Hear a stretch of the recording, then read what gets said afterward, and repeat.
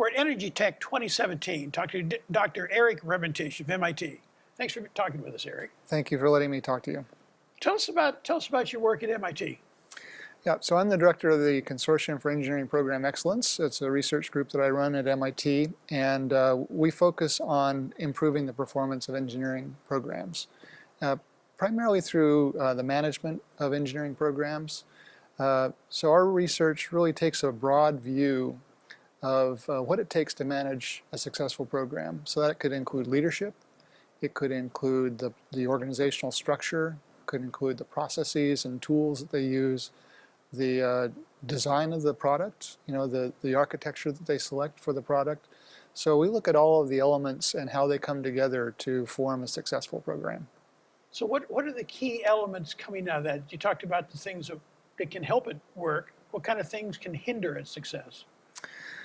Well, there are lots of reasons that programs fail, of course, and there are many more failure examples than outstanding success examples. But picking the wrong product for a variety of reasons, whether it's incorrect marketing insights, misunderstanding of the customer requirements, could be going with too much legacy technology, not evolving the product technology quickly. There are a lot of issues on the organization side too. So large organizations especially evolve and grow over time, and they develop momentum, and it's hard for them to change. And so we want to understand how organizations become more dynamic, more innovative. That's part of the research that we do. How they try to embrace agility in product design and in responding to new opportunities in the marketplace. I read in the literature about those are the right things for organizations to do, but I also read that the success rate for organizations making those changes is pretty low. Yeah. How do people who do it actually make it happen? So, one of the research projects I'm focusing on now is I'm collaborating with the Brightline Initiative, and their focus is on how do you bridge the gap between strategy and implementation. And so there are lots of experts on strategy. You can pick up a copy of a Harvard Business Review or other publications, and they will tell you about the new strategy that will solve lots of problems. But strategy only really works if it's implemented correctly.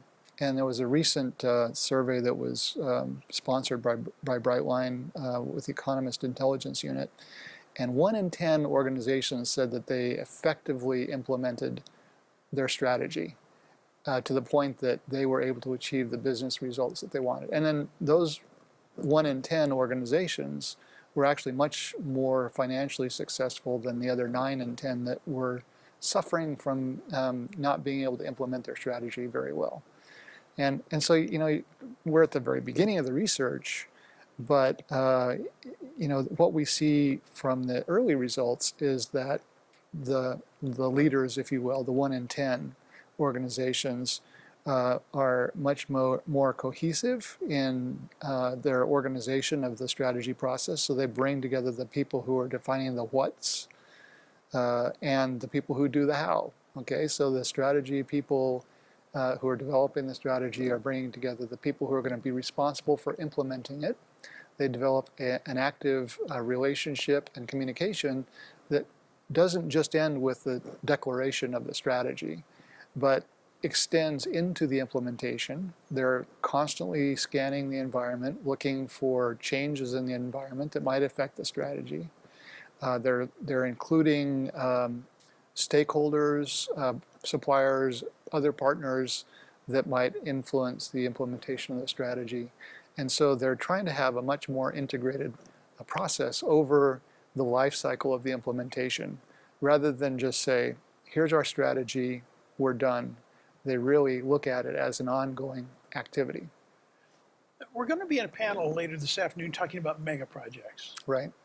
How much is a megaproject exponentially more difficult to do because of all these failures, if you will, in implementation, or is it just step up in size a little bit?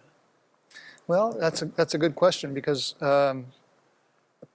So I guess I would answer yes, with a qualification. Of course, being an academic, I want to define the terms that what is a mega project and what is the scope and how many people are involved. But yeah, if you look at just the product side of a mega project, you have usually many more parts. You have many individual projects that are developing those parts. You think of a large infrastructure project, and maybe you have a bridge project and a tunnel project and a roadway project, and then you have infrastructure and so forth, and all those have to be coordinated. So you do have a much higher coordination challenge, and then because these mega projects go on over the course of many years, you may need to actually focus on the organization that produces the mega project and manages it. Because things change, right? Technology might change. You might need to integrate new technology. You might have new players or new stakeholders that enter the picture. There may be innovations in our ideas about management or about the underlying technologies. And so, how do you create an organization that can assimilate and integrate those new things into the way they operate? And just because you call it a project and say, well, we're going to be done by a certain date, doesn't mean that you shouldn't be always looking for the opportunity to change and improve along the way. You made the comment that as an academic, you'd want to be able to define what is a mega project. What is a mega project in your definition? In my definition, so my background is in aerospace and defense, and so we tend to think of these big things as programs.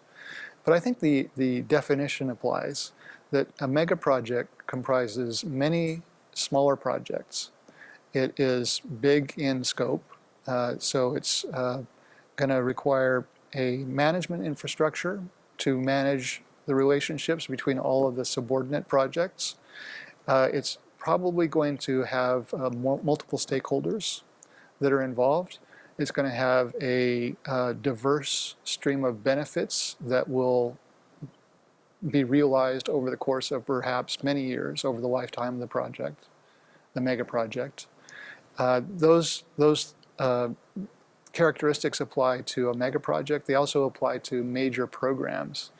So you think of a major program in government like the F-35 Joint Strike Fighter. Okay, so biggest defense acquisition in history, period. $400 billion just to buy the airplanes, and $1.1 trillion over the life cycle for operations and support. So you have airplanes, you have base infrastructure, you have training, you have logistics, you have integration with a lot of other, even things like the software component of the F-35 is big enough to be a major defense acquisition program in its own right. And these things are going to be flying until 2070. That's the plan.